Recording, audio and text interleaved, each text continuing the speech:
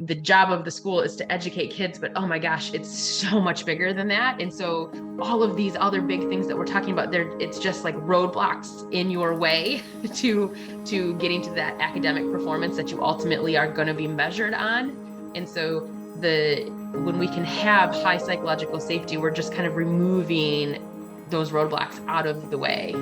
Psychological safety is the belief that one can use their voice to offer ideas, ask questions, acknowledge mistakes without fear of harm. When you walk into a new environment, a networking event or the first day at a job, and you're thinking like, where do I go? Do I know anyone here? Where can I go stand?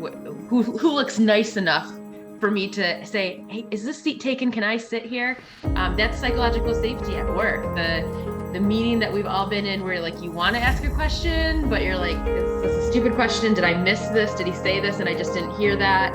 What's everyone going to think when I ask this question? That's psychological safety at work. When we really understand the nature of psychological safety, being able to engage it and grow it, cultivate it, let's just use that language, can actually be the secret to some of the other problems that teachers are struggling with. What are the things that exhaust teachers the most? A lot of it is behaviors. When we all realize that establishing belonging in the classroom is such a key piece, and it's likely what we're already good at, we're going to find a framework for a very, very, very positive discussion among teachers. I want to talk to teachers about leadership and psychological safety. Take what research shows us about leadership and how it can produce psychological safety, and I want to share as many strategies as possible. I want to teach teachers that they can teach their students about psychological safety.